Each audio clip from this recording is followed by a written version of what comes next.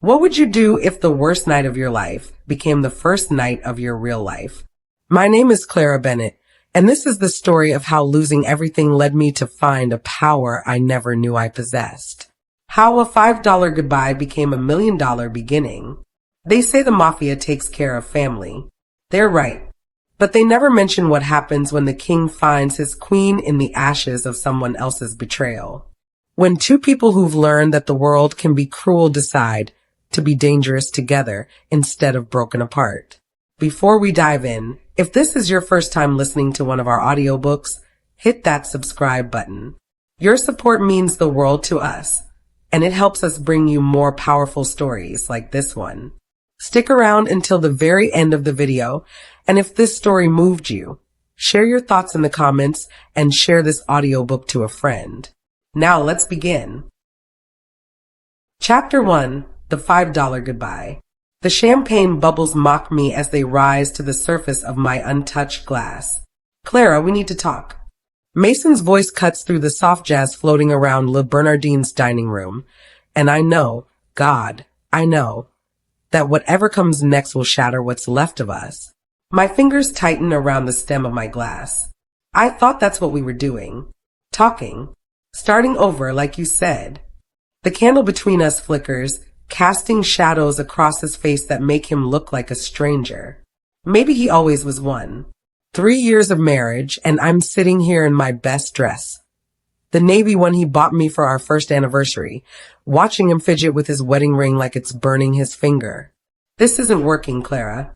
For words. For simple words that slice through my chest and lodge themselves somewhere between my heart and my lungs. What isn't working? My voice stays steady, even as my world tilts sideways. Us? The marriage? Or just this conversation? He won't meet my eyes. Instead, he stares at the white tablecloth like it holds the answers to questions I didn't know he was asking. All of it. The couple at the table behind him laughs at something, their joy a cruel soundtrack to my unraveling. I force myself to breathe, to keep my spine straight, to pretend that the woman I've been for the past 3 years isn't crumbling into pieces right here in front of the lobster thermidor. So what are you saying, Mason? Finally, he looks at me. His brown eyes, the ones I used to think were warm like coffee on Sunday mornings, are cold, empty. I'm saying I'm done. The words hang in the air between us like smoke. I wait for him to take them back, to explain, to fight for us the way I've been fighting for months. Instead, he reaches into his wallet and pulls out a crumpled $5 bill. He slides it across the table toward me. That should cover your part of the check. My heart stops. Actually stops.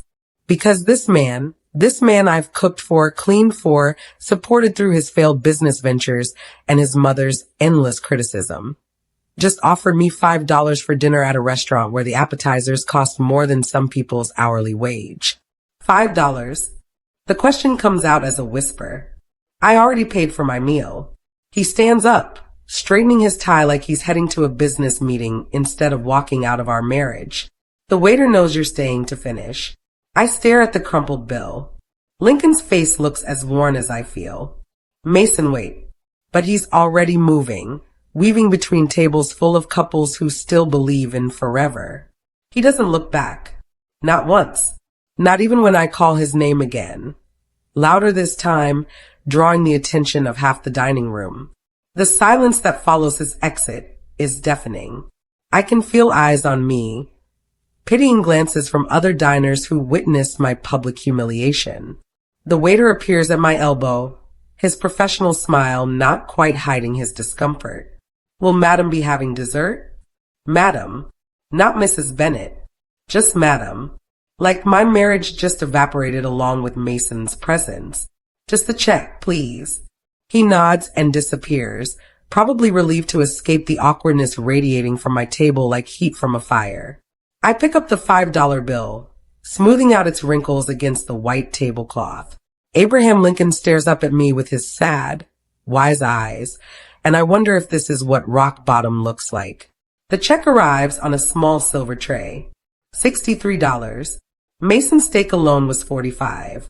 I count out the $5 bill, and what's left in my purse, mostly singles and quarters from my coffee shop tips. $68, barely enough to cover the meal and a decent tip.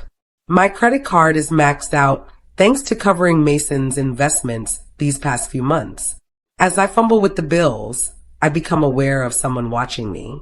Not the curious, pitying stares from the other diners, but something different. Something that makes the hair on my arm stand up. I glance around and find him. He's sitting alone at a corner table, partially hidden in the shadows between two pillars. Dark hair, sharp jawline, and eyes so intense they seem to cut through the dim lighting like blades. His suit probably costs more than my car, and he wears it like armor. Everything about him screams power. The kind of power that doesn't need to announce itself, because it simply is. Our eyes meet across the restaurant, and time does that thing it's not supposed to do. It stops. Not in the romantic movie moment way, but in the way that makes you question whether the air just got thicker or if your lungs forgot how to work. He's not looking at me with pity. He's not looking at me like I'm a woman who just got publicly dumped via a $5 bill. He's looking at me like he's trying to solve a puzzle and I'm the missing piece. I break the connection first, heat flooding my cheeks as I focus on counting out my money again. When I dare to glance back, he's still watching, but now there's something else in his expression. Recognition, maybe. Or respect. I stand on unsteady legs, leaving the cash on the table with a tip that's too generous for someone who can barely afford dinner. But I'll be damned if I let anyone in this place think Mason's abandonment broke me completely. The walk to the exit feels like a mile. Each step echoes in my head, drowning out the soft jazz and quiet conversations. I keep my chin up, my shoulders back, even though every instinct screams at me to run. At the door, I pause. I don't know why, maybe because I need one last look at the place where my marriage officially died, or maybe because I can still feel those dark eyes burning into my back. I turn around. He's still watching, still sitting in those shadows like he belongs there, like darkness is his natural habitat. But now he's not alone. The waiter is at his table, and I watch as the stranger hands him what looks like several bills, far more than necessary for whatever he ordered. The waiter nods toward me, says something I can't hear, and the stranger's gaze finds mine again. This time, when our eyes lock, he raises his glass in the smallest of salutes. Not mocking, not pitying. Something else entirely. Something that makes my pulse race for reasons I don't understand. I push through the door and out into the New York night, but I can't shake the feeling that something just shifted. That the woman who walked into Lou Bernardine 3 hours ago expecting to save her marriage is not the same woman walking out with 5 crumpled dollars and a stranger's dark eyes burned into her memory. The rain starts as I reach the subway entrance, and I don't have an umbrella. Of course I don't. Because today is apparently the kind of day where the universe decides to pile on every cliche in the book. As I descend into the underground, I can't help but wonder if I'll ever see those eyes again. And more terrifyingly, I can't help but hope that I will. Who is the mysterious man who watched Clara's humiliation unfold? And why do I have the feeling that $5 bill just changed everything? Chapter 2, A Chance in the Rain. 3 days after Mason walked out of my life with a $5 farewell, I'm standing in front of the Moretti Foundation building, clutching my resume like a lifeline. The irony isn't lost on me. Here I am, interviewing for a charity position when I can barely afford my own rent. But after 2 sleepless nights and 1 very honest conversation with my bank account, I realized that pride doesn't pay bills. The foundation's offices occupy the entire 15th floor of a gleaming Manhattan high-rise. Everything is pristine white marble and floor-to-ceiling windows that make the city look like it's posing for a postcard. I feel underdressed in my black blazer, the same one I wore to job interviews fresh out of college, but it's the most professional thing I own that doesn't remind me of Mason. Miss Bennett, a woman in her 40s with kind eyes and a warm smile, approaches me. I'm Sarah Chun, the program coordinator. Thank you for coming in. I shake her hand, trying to project confidence I don't feel. Thank you for considering me.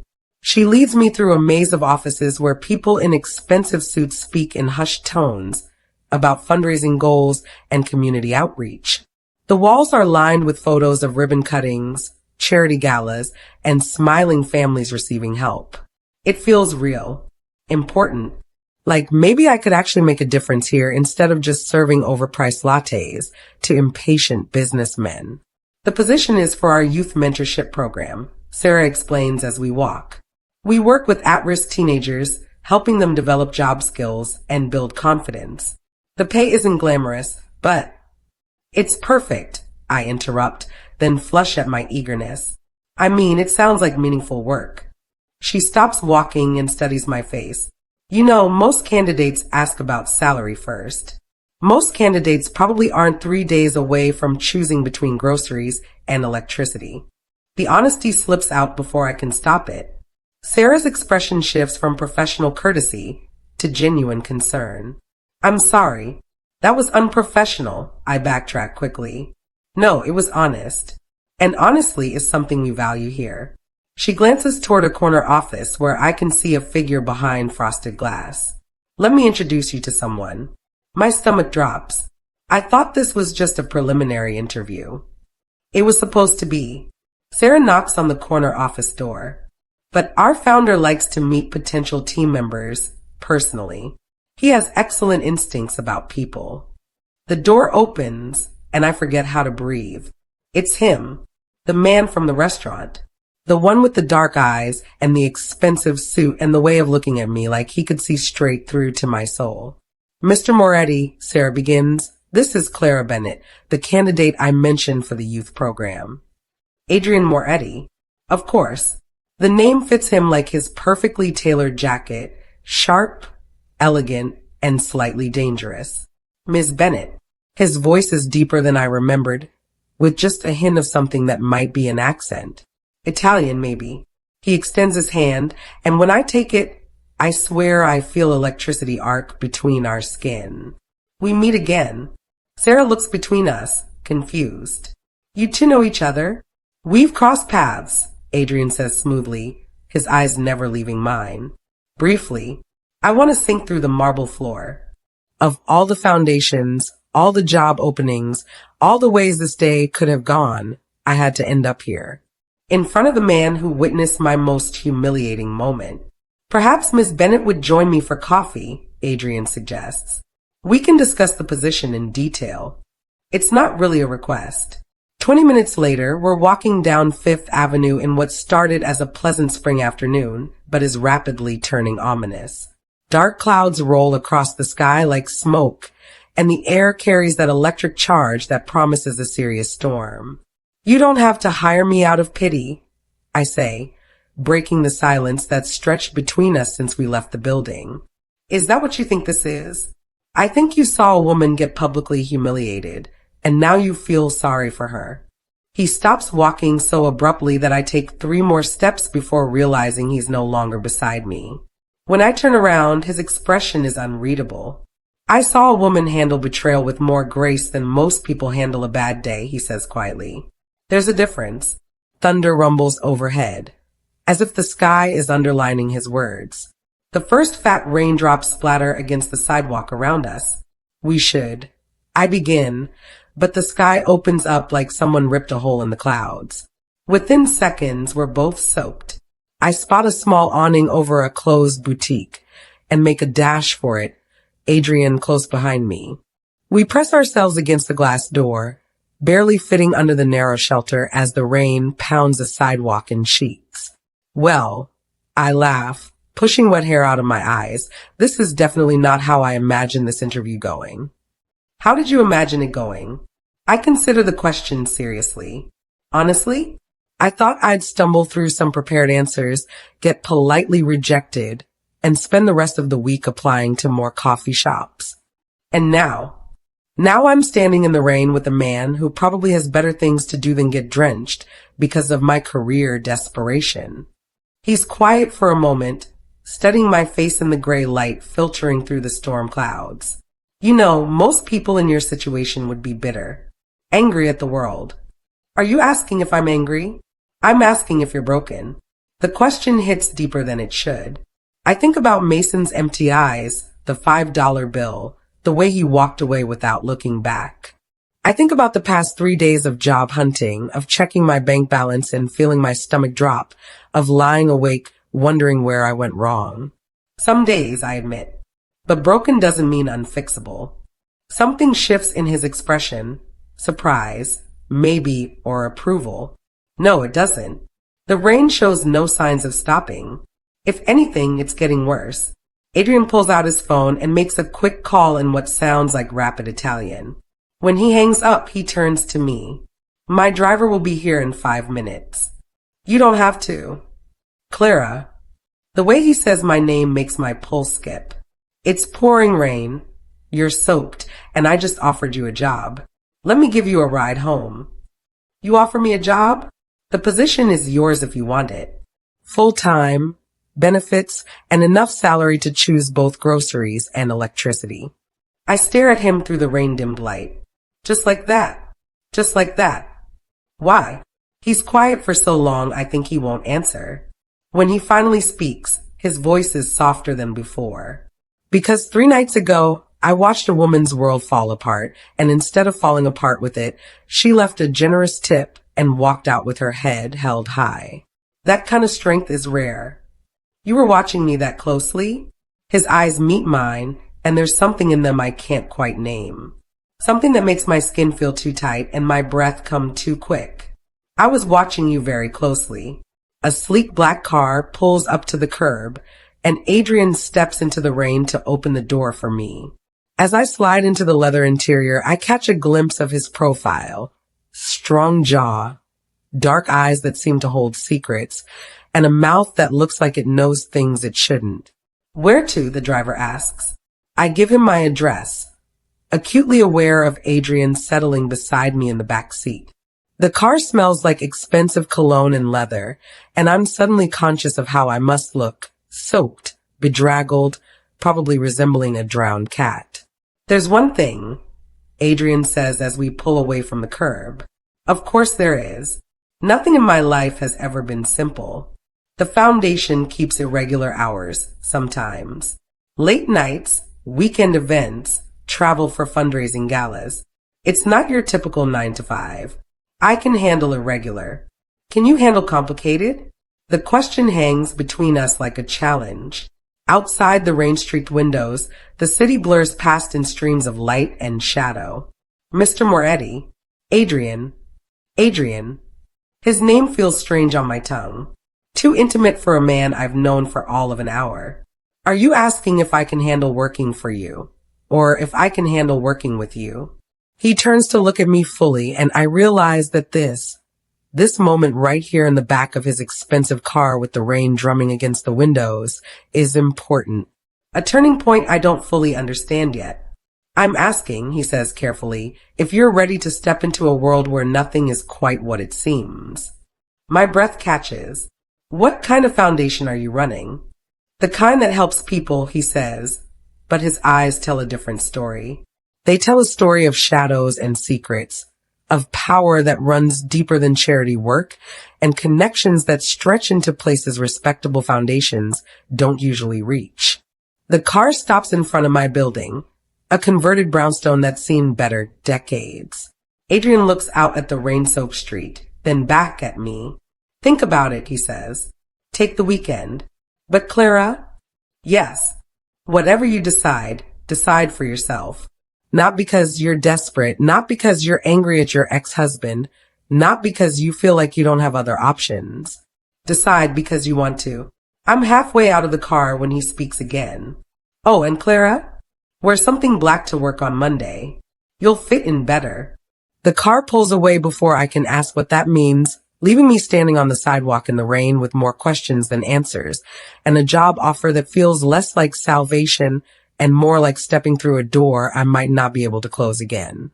What secrets is Adrian hiding behind his foundation's charitable facade? And why do I have the feeling that Monday morning is going to change everything? Chapter 3. Shadows Behind the Empire. 2 weeks into working at the Moretti Foundation, I've learned 3 things. Adrian wasn't kidding about irregular hours, Black really is the unofficial uniform, and something is very, very wrong with this place. It starts with small things. The way conversations stop when I walk into rooms. How certain phone calls are only taken behind closed doors. The fact that our youth mentorship program seems to help an unusual number of kids whose parents work in construction, waste management, and import-export businesses. But it's the men in suits who give it away. They don't look like typical foundation donors. They look like they could break someone in half without wrinkling their expensive jackets. They speak to Adrian in Italian. Their voice is low and respectful in a way that makes my skin prickle. And they all have the same thing, a watchfulness, like they're constantly scanning for threats. Today, I'm in the conference room preparing materials for our biggest fundraiser yet, a gala to raise money for after-school programs in Brooklyn. The irony of planning a party when my own life is still held together with duct tape and determination isn't lost on me, but I need this job. More than that, I'm starting to think I might actually be good at it. Clara, could you join me for a moment? I look up to find Adrian in the doorway, his expression unreadable as always. He's wearing another one of those suits that probably cost more than my rent, and despite 2 weeks of working closely together, he still makes my pulse stutter every time he walks into a room. Of course, I follow him into his office, noting how he closes the door behind us. Through the frosted glass, I can see the shadow of someone else in the outer office, one of those men in expensive suits who definitely aren't here about youth mentorship. How are the gala preparations coming? Adrian asks, but he's not really focused on my answer. His attention keeps drifting to his phone, which has been buzzing constantly all morning. Everything's on track. The venue is confirmed, the caterers are set, and I've got RSVPs from most of the major donors.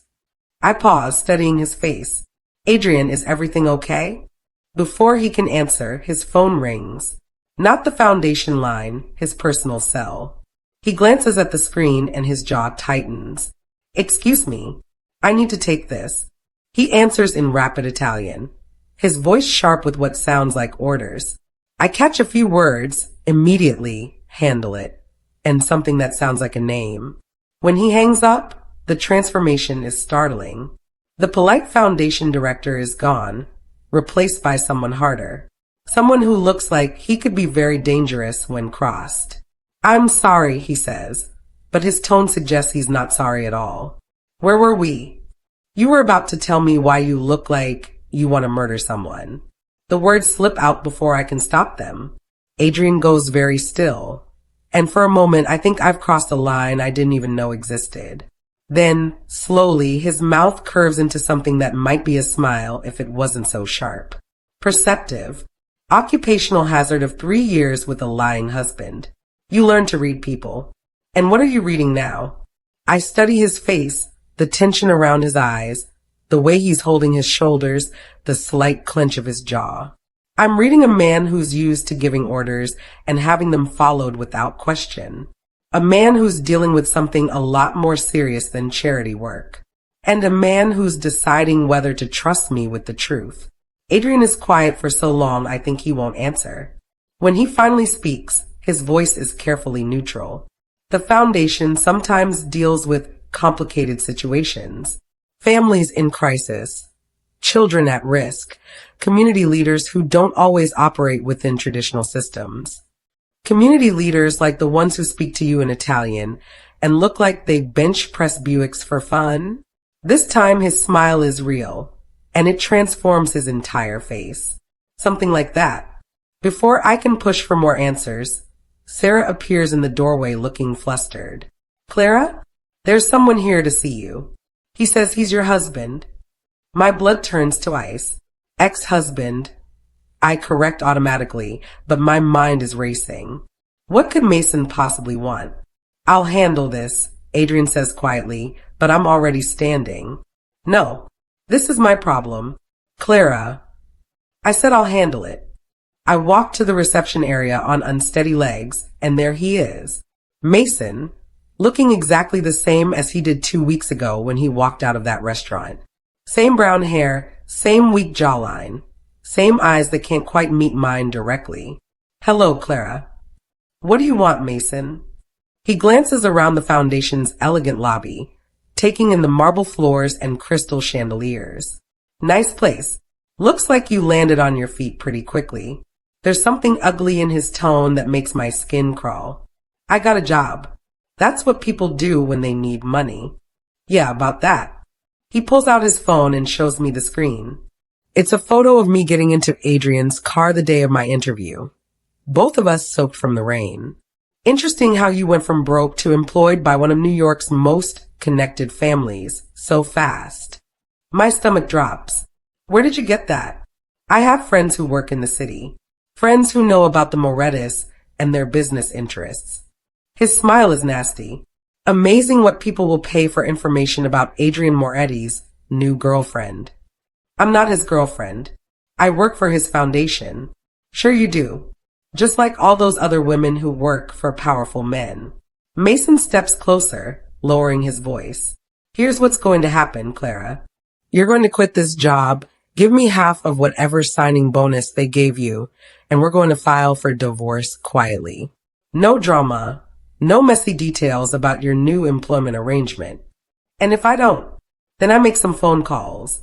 Tell some reporters about Adrian Moretti's charity work and the interesting women he hires. Maybe mention how his foundation seems to help an awful lot of families with connections to certain businesses.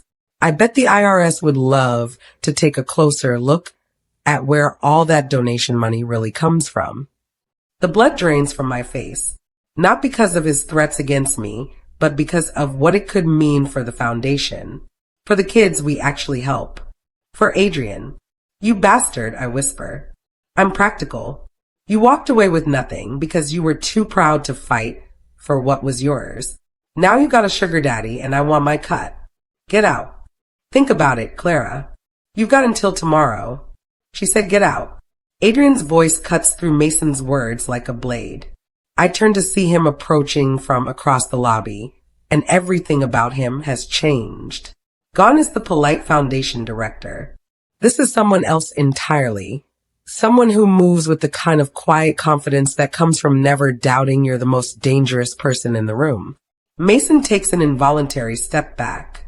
Mr. Moretti, I presume. You presume correctly. Adrian stops beside me, close enough that I can feel the heat radiating from his body. And you are Mason Bennett, Clara's husband. Ex-husband, I correct firmly. Ah. Adrian's smile doesn't reach his eyes. The man who abandoned his wife in a restaurant with $5. I've heard about you. Mason flushes red. Look, this is between me and Clara. No, Adrian says quietly, it's not. You see, Miss Bennett works for me now, which means threats against her are threats against my organization. And I take threats against my organization very seriously. The temperature in the room seems to drop 10 degrees. Mason glances around nervously, probably noticing for the first time that we're not alone.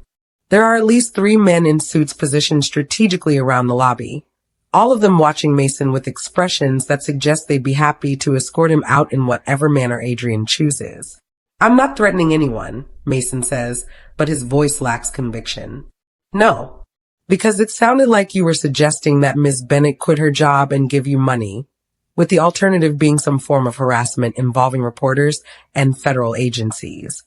Adrian tilts his head slightly. Did I misunderstand? Mason swallows hard. No, you didn't misunderstand. Good. Then we understand each other. Adrian's voice doesn't change, but somehow it becomes infinitely more threatening. Clara is under my protection now.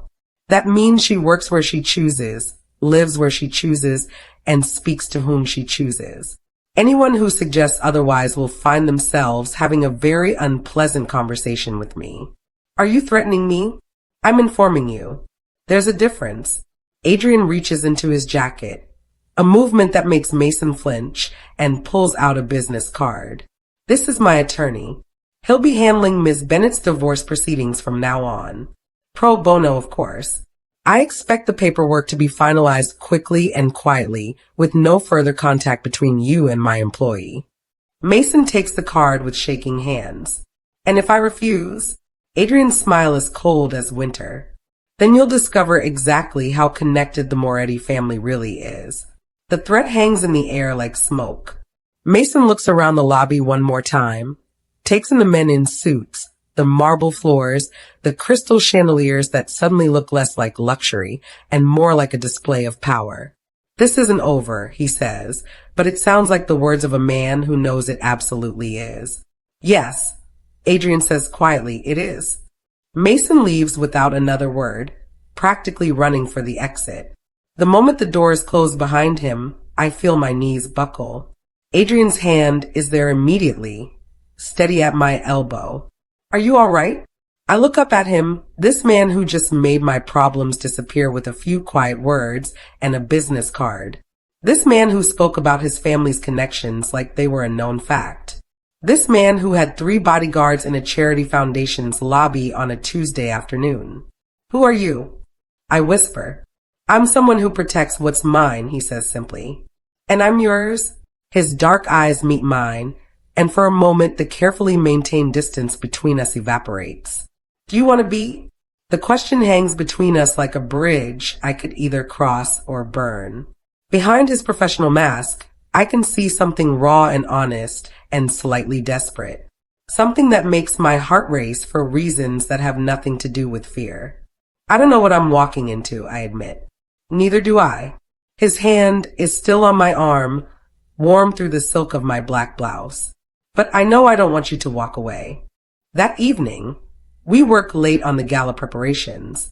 Just the 2 of us in his office, surrounded by spreadsheets and seating charts and lists of donors whose names I'm starting to recognize from newspaper articles that aren't about charity work. Tell me about the Benedetto family, I say casually, pointing to a name on our guest list. Adrian looks up from his laptop, his expression carefully neutral. They run several successful construction companies. And the Costas? Import-export. And they all donate to youth programs out of the goodness of their hearts? Adrian closes his laptop and leans back in his chair, studying me. Do you really want to know? I think I need to know. He's quiet for a long moment, and I can practically see him weighing his options. Trust me or let me walk away. Keep me safe in ignorance or pull me deeper into whatever world he really inhabits. My family has been in New York for 4 generations, he says finally. We came here with nothing and built an empire through hard work, smart investments, and absolute loyalty to family and friends. That sounds very respectable. It is respectable. It's also incomplete. He stands and moves to the window, looking out at the city lights. Sometimes being loyal to family means handling problems that can't be solved through traditional channels. Sometimes protecting your community means operating outside conventional systems. I join him at the window, close enough to smell his cologne and see the tension in his shoulders. Are you telling me you're part of the mafia? I'm telling you I'm part of a family that takes care of its own, by whatever means necessary. He turns to face me, his expression serious. The foundation is real, Clara. The work we do, the kids we help, the programs we fund, all of it matters. But yes, there are other aspects to my family's business. Dangerous aspects. Sometimes. And you're bringing me into this world. I'm asking you to stay in it. There's a difference. I stare out at the city, processing everything he's told me and everything he hasn't. Mason's threats, Adrian's protection, the men in suits, the careful conversations in Italian. It all makes a twisted kind of sense now. The gala, I say suddenly. It's not just a fundraiser. No, it's also a gathering. A chance for various business leaders to meet in a respectable setting and discuss matters of mutual interest. You're using me to plan a mob meeting. I'm using your considerable organizational skills to plan an event that serves multiple purposes, one of which is raising money for programs that genuinely help children. I should be angry. I should be terrified. I should walk out of this office and never look back. Instead, I find myself asking, do you trust me? With what? With the truth. With your secrets. With whatever this is. I gesture between us, this tension that's been building for weeks and finally has a name. Adrian moves closer, close enough that I have to tilt my head back to meet his eyes. I trust you with everything. Even though you barely know me, I know enough. His hand comes up to cup my face, thumb brushing across my cheekbone. I know you're stronger than you think you are. I know you're loyal to people who deserve it and ruthless with people who don't. I know you walked away from that restaurant with your dignity intact, and that takes a special kind of courage. Adrian, I know, he says quietly, that I've been thinking about you every day since I saw you handle the worst moment of your life with more grace than most people show on their best days. His thumb traces my lower lip, and my breath catches. We're standing too close, the air between us charged with weeks of careful distance finally cracking apart. This is complicated, I whisper. Everything worth having is complicated. I don't know the rules of your world. Then I'll teach you. What if I'm not strong enough? Then I'll make you stronger. His mouth is inches from mine, and I can feel the heat radiating from his skin. Everything about this moment should terrify me. The danger, the secrets, the way my entire life has been turned upside down in a matter of weeks. Instead, all I feel is the overwhelming rightness of being here, in his office, in his world, in his arms. Clara, he murmurs, and my name on his lips sounds like a prayer. Yes, tomorrow night at the gala.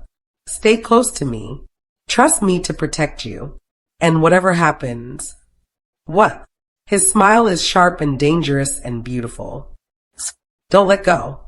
The gala is tomorrow night, and I have the feeling it's going to be a lot more dangerous than any fundraiser should be.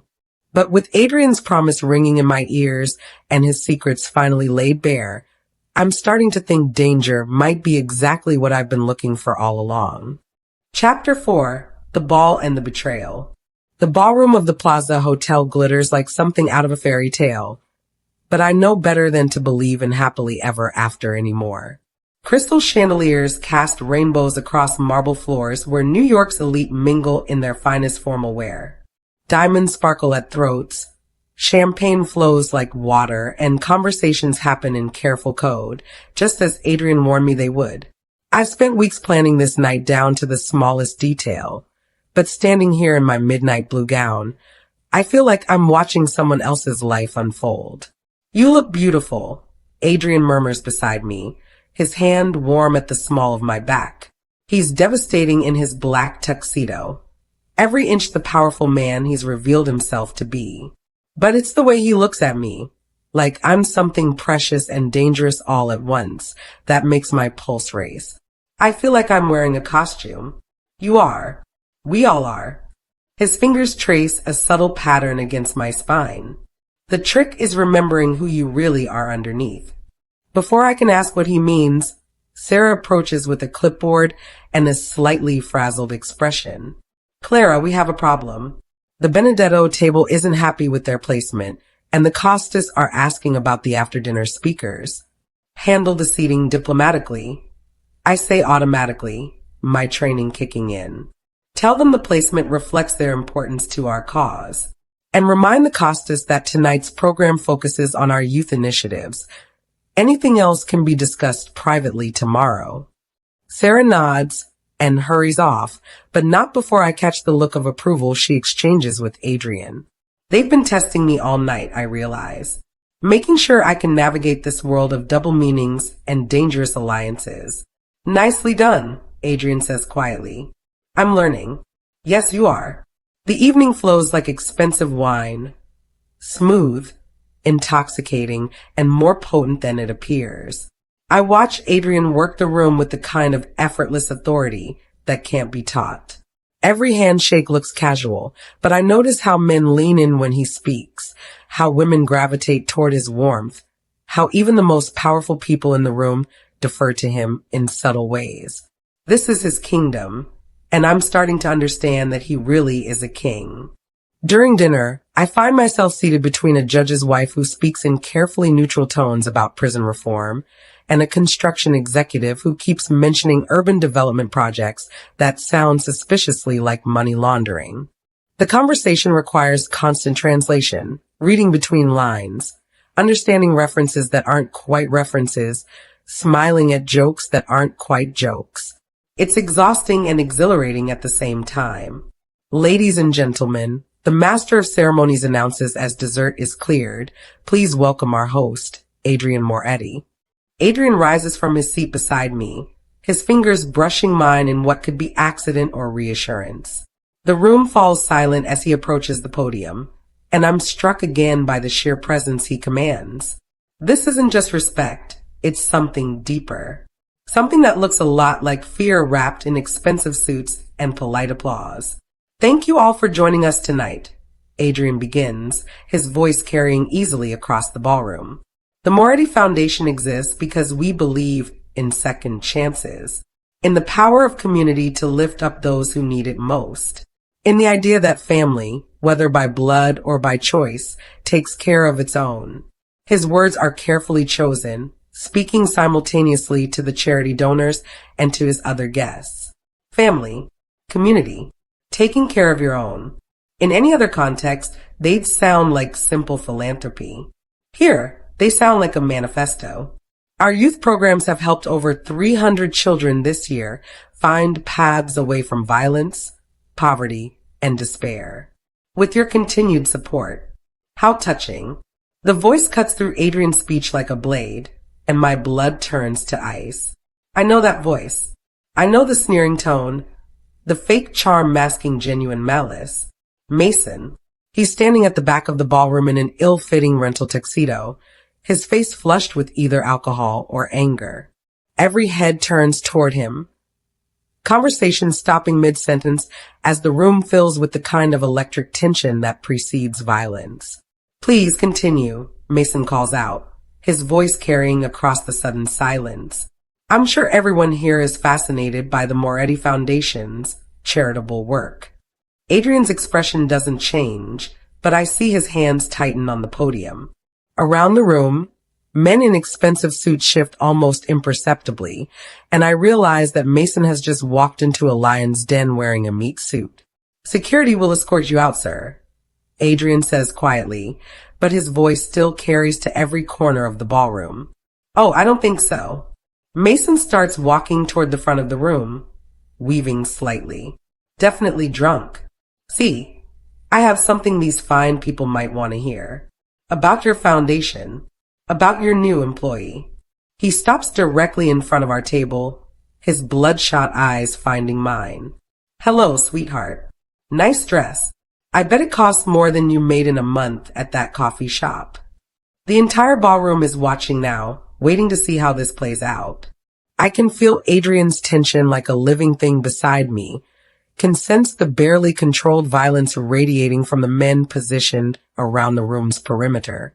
One word from Adrian and Mason would disappear so quietly that people would assume he'd simply left.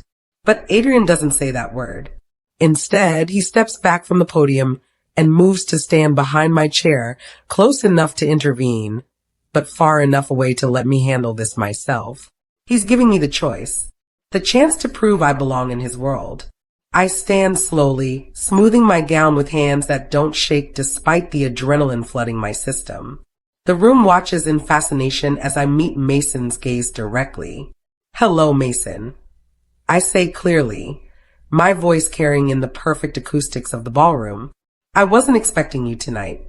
Though I suppose crashing parties you weren't invited to is right in character for someone who walked out on his marriage via a $5 bill.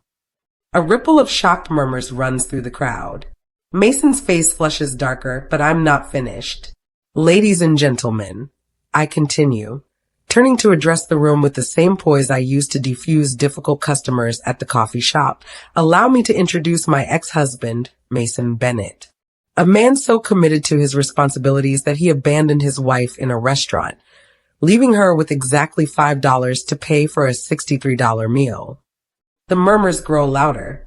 In a room full of people who value loyalty above almost everything else, Mason's abandonment isn't just cruel, it's unforgivable. That's not, Mason starts, but I cut him off. Perhaps you're here tonight because you've reconsidered your commitment to supporting at-risk youth? I ask with perfect, poisonous politeness. Because if so, I'm sure Mr. Moretti would be happy to discuss your donation. Though I should warn you, our minimum contribution is significantly more than $5. Laughter ripples through the crowd, but it's not kind laughter. It's the sound of predators recognizing weakness and finding it amusing. Mason looks around the room, finally seeming to grasp that he's surrounded by people who don't share his sense of humor about abandonment and betrayal. You don't understand, he says desperately. She's not what she seems. None of this is what it seems. You're absolutely right, I interrupt, my voice dropping to something softer and infinitely more dangerous. I'm not the woman you abandoned in that restaurant. That woman was naive enough to believe that marriage meant partnership, loyalty, commitment. That woman would have forgiven you, probably would have taken you back. I step closer to him, and Mason actually takes a step back. But that woman died the night you walked away. What you're looking at now is someone who learned that loyalty is earned, respect is demanded, and that some bridges, once burned, can never be rebuilt. The ballroom is dead silent now. Even the waitstaff have stopped moving, everyone transfixed by the quiet destruction happening in the middle of their elegant evening. So thank you, Mason. I continue, my smile sharp as broken glass. Thank you for teaching me that I deserved better. Thank you for freeing me to find a place where my contributions are valued and my loyalty is returned. And thank you for reminding everyone here tonight what it looks like when a man has no honor. Mason's mouth opens and closes like a fish gasping for air. Around the room, I see nods of approval, faces that were carefully neutral now showing something that looks like respect. These people understand power, and they've just watched me wield it like a sword. Now, I say pleasantly, I believe you were leaving. For a moment, I think Mason might try to fight back, might make one last desperate attempt to salvage his position. Then his gaze flicks to Adrian, who hasn't moved or spoken, but somehow radiates menace like heat from a flame. This isn't over, Mason mutters, but it sounds like the empty threat it is. Yes, I say quietly it is. Mason looks around the room one last time, taking in the hostile faces, the men in expensive suits who look like they're hoping he'll give them an excuse to escort him out the hard way. Then he turns and stumbles toward the exit, his rental tuxedo wrinkled and his dignity in ruins. The silence stretches for another moment, then Adrian begins to clap. Slowly, deliberately, the sound echoing in the vast ballroom. One by one, the rest of the room joins in until the applause becomes thunderous. I stand in the middle of it all, my heart pounding and my hands finally starting to shake with delayed reaction. Adrian appears beside me, his arms sliding around my waist in a gesture that's both protective and possessive. Ladies and gentlemen, he says, his voice carrying easily over the dying applause. Clara Bennett, our Director of Community Outreach. As you've just seen, she's someone who understands the value of loyalty and the cost of betrayal. More applause, warmer this time. I can see it in their faces. I've passed some kind of test, earned their respect in a way that months of careful politeness never could have achieved.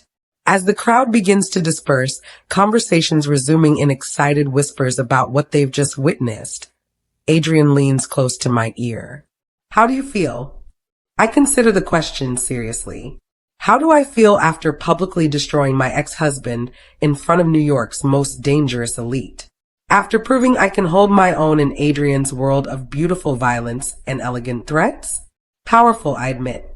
His smile is sharp and proud and hungry. Good. You should. Did I handle that the way you would have wanted? You handled that better than I could have. His fingers trace the line of my jaw. You didn't just defeat him, Clara. You made him irrelevant. That's far more dangerous than simply making him disappear. Is that what you would have done? Made him disappear? If you had asked me to. His eyes meet mine, dark and serious. But you didn't need me to. You destroyed him all on your own, with nothing but words and perfect timing. The ballroom is beginning to empty now, guests making their way to the after-party reception where the real business of the evening will be conducted. But Adrian makes no move to join them, seemingly content to stand here with me in our bubble of crystal and candlelight. There's something I need to tell you, he says quietly. My stomach flutters. What? Watching you handle Mason. Seeing you command that room. His hand slides to the back of my neck, fingers tangling in my carefully arranged hair. It was the most attractive thing I've ever seen. Heat floods through me at his words, at the way he's looking at me like I'm something rare and precious and slightly dangerous. Adrian, I know we agreed to take this slowly. I know you're still recovering from everything Mason put you through. But Clara, his thumb brushes across my lower lip. I'm finding it very difficult to maintain professional distance when you do things like that. Like what? Like proving you're exactly the kind of woman who belongs by my side. The words hang between us like a promise and a threat all at once. Around us, the ballroom staff begins clearing tables, the practical business of cleanup intruding on our moment of suspended reality. We should join the reception, I say, but I don't move away from his touch. We should, he agrees, but his hand tightens in my hair. People will be expecting us. They will. Adrian, yes. When this is over, when we go back to your place or mine or wherever we're going, his eyes darken. Yes. Don't you dare treat me like I'm fragile. His smile is sharp and beautiful, and full of promises I'm not sure I'm ready for. Wouldn't dream of it. He offers me his arm with old-world courtesy, and I take it with newfound confidence. Together, we walk toward the reception, toward the after-party where business will be conducted in shadows and champagne, toward whatever comes next in this dangerous game we're playing. Behind us, the ballroom glitters empty and beautiful, witness to the moment Clara Bennett finally learned to bite back. Tonight, I proved I can survive in Adrian's world. But as we head into the real business of the evening, I can't shake the feeling that the hardest tests are still ahead. And judging by the way Adrian is looking at me, some of those tests might happen a lot sooner than I expected. Chapter 5, A New Kingdom. The city looks different from Adrian's penthouse terrace at midnight, smaller somehow, like a kingdom spread out below us waiting to be claimed. The gala ended 2 hours ago, but I can still feel the adrenaline humming through my veins from my confrontation with Mason. Still feel the weight of all those eyes on me as I proved I belonged in Adrian's world. The way he looked at me afterward, like I was something magnificent and dangerous, hasn't left my mind for a second. Regrets? Adrian asks, appearing beside me with 2 glasses of wine. He shed his tuxedo jacket and bow tie, his white shirt open at the collar in a way that makes my pulse skip. About tonight? About Mason. I accept the wine, my fingers brushing his in a way that sends electricity up my arm. No. About finally understanding what kind of life I'm walking into. That's more complicated. The silence stretches between us, comfortable but charged. Below us, Manhattan glitters like scattered diamonds, beautiful and sharp enough to cut. Adrian's penthouse occupies the top 2 floors of a building in Tribeca, all floor-to-ceiling windows and modern elegance with touches that hint at old-world power, Italian marble, hand-carved details, artwork that probably costs more than most people's houses. It's beautiful. It's also a fortress. There's something I need to tell you, Adrian says finally, his voice carefully neutral. Something I should have told you weeks ago. My stomach drops. After everything that's happened tonight, after the way he looked at me during the gala, I'm not sure I can handle another revelation. What is it? He sets down his wine and turns to face me fully, his expression serious. You know my family has business interests beyond the foundation. You've guessed that some of those interests operate in gray areas. Gray areas like the kind that involve men in expensive suits who speak in code and carry guns? His mouth quirks into something that might be a smile if it wasn't so sharp. Among other things. Adrian, just tell me. Please. He's quiet for a long moment, and I can see him weighing his words, deciding how much truth I can handle. My great-grandfather came to New York in 1892 with nothing but determination and a willingness to do whatever it took to protect his family. Over the next century, the Morettis built an empire based on loyalty, respect, and the understanding that sometimes justice doesn't come from courtrooms. You're talking about the mafia. I'm talking about family, about a network of people who take care of each other when the system fails them. He moves closer, close enough that I can see the conflict in his dark eyes. Yes, Clara, my family is part of what people call the modern mafia. We have legitimate businesses, construction, real estate, import, export. But we also have other interests, other ways of solving problems that can't be handled through traditional channels. The words hang in the air between us like smoke. I should be shocked, terrified, running for the door without looking back. Instead, all I feel is a strange sense of relief that he's finally telling me the complete truth. How modern? I ask. We don't break kneecaps in back alleys, if that's what you're asking. We're not cartoon villains, Clara. We're business people who understand that influence is more valuable than violence, that information is more powerful than intimidation. He runs a hand through his hair, destroying its perfect styling. But yes, when necessary, we protect our interests. And our family. And I'm family now? You're under my protection, which means you're untouchable. His eyes meet mine. It also means you're part of a world where enemies are real, where loyalty isn't just expected, but required, where the wrong word to the wrong person can have consequences you can't imagine. I think about tonight, about the way Mason crumbled under nothing more than carefully chosen words and social pressure, about the respect I saw in those dangerous faces after I proved I could hold my own, about the feeling of power that coursed through me as I watched my ex-husband flee in humiliation. The foundation is real, though. The work we do, completely real. The kids we help, the programs we fund, the communities we support, all of it matters. It's the legacy I want to build. His voice becomes passionate, urgent. I don't want to be remembered as another generation of more Eddie men who ruled through fear. I want to be remembered as the one who used our influence to actually make things better. But you can't completely walk away from the family business. No. There are obligations, responsibilities that go back generations. But I can change how we operate. I can make us better. He steps closer, his hands coming up to frame my face. The question is whether you want to be part of that. The city spreads out below us, a kingdom of light and shadow, opportunity and danger. I think about the woman I was a month ago, broken, abandoned, settling for a life that made me smaller every day. Then I think about the woman I discovered tonight, strong, dangerous, capable of commanding a room full of people who eat weakness for breakfast. What exactly are you asking me, Adrian? I'm asking you to stay, to be my partner in the foundation, in legitimizing our operations, in building something better than what came before. His thumbs brush across my cheekbones. I'm asking you to be mine, Clara. Completely. In every way that matters. And if I say no, then I'll have my lawyer finalize your divorce, make sure you're financially secure, and respect your decision to walk away. His voice drops to a whisper, but I'll regret it for the rest of my life. I study his face in the dim light from the city below. This man who commands respect through presence rather than violence, who built a legitimate charity to help kids while navigating a world of shadows and secrets, who protected me from Mason not by threatening him, but by giving me the space to destroy him myself. There's something I need to know first.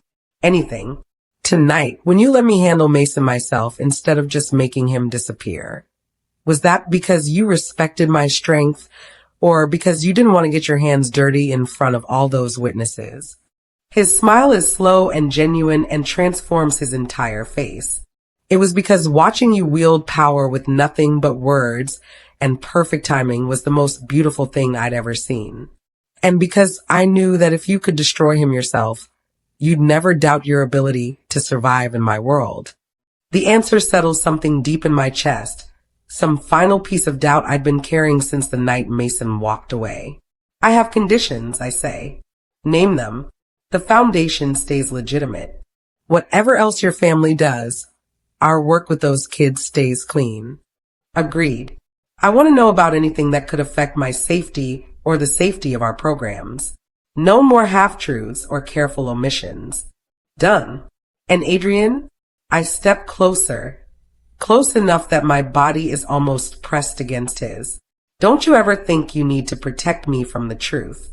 I'm stronger than you think I am. You're stronger than I ever imagined. His arms slide around my waist, pulling me against him. Is that a yes? Instead of answering with words, I reach up and kiss him. It's not gentle. It's not the kind of first kiss that happens in romantic comedies, all soft and sweet and perfectly choreographed. This is hungry and desperate, and months of carefully maintained distance finally exploding into something that feels like controlled violence. His hands fist in my hair, destroying what's left of my elegant updo. My fingers dig into his shoulders, probably leaving marks through the expensive cotton of his shirt. We're both breathing hard when we finally break apart, both slightly wild-eyed and definitely past the point of professional boundaries. Clara, he murmurs against my lips. Don't say anything romantic, I warn. Don't make promises about forever, or talk about how this changes everything. What should I say? I smile, feeling dangerous and beautiful and exactly where I belong. Say you're going to take me inside and show me what it feels like to be with a man who sees me as an equal. His answering smile is sharp and hungry and full of dark promises. I can do that. He lifts me easily, carrying me through the glass doors into his penthouse. The living room is all modern lines and expensive furniture, but I barely notice because Adrian is kissing me again, pressing me against the wall with a desperation that makes my pulse race. Are you sure? He asks, his voice rough. I've never been more sure of anything in my life. Later, much later, we're tangled in his silk sheets, my head on his chest and his fingers tracing lazy patterns on my bare shoulder. The city still glitters below us, but it feels different now. Less like something to conquer and more like something we already own. No regrets? Adrian asks, echoing his question from the terrace. None. I prop myself up to look at him, though I have a feeling my life is about to get very interesting. Interesting is one word for it. His hand comes up to tuck a strand of hair behind my ear. Dangerous, complicated, and occasionally terrifying would be others.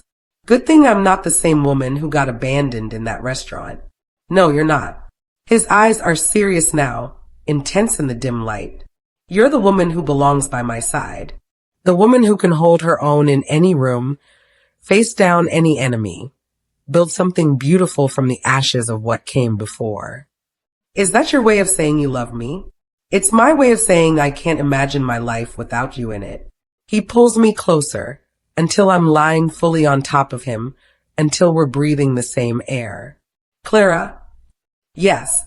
His smile is soft and dangerous and completely mine. This time, no one walks away. I lean down and kiss him, tasting promise and power and the beginning of something that feels like destiny. Outside, the city never sleeps, never stops moving, never stops being dangerous and beautiful and full of opportunity for people bold enough to take it. And for the first time since Mason walked out of that restaurant with his crumpled $5 bill, I'm exactly where I'm supposed to be. In the arms of a king, ready to claim my crown. 6 months later, Clara Bennett Moretti stands beside her husband at another charity gala, this one celebrating the foundation's expansion into 3 new cities. She wears power like designer jewelry now, beautiful, expensive, and sharp enough to cut anyone who underestimates her. Mason's divorce settlement included a very generous donation to the Moretti Foundation, though he's never seen Clara again. Some bridges, once burned, stay burned, but some new kingdoms, they're built to last forever. If you enjoyed this werewolf romance audiobook, don't forget to hit that subscribe button. See you in the next one.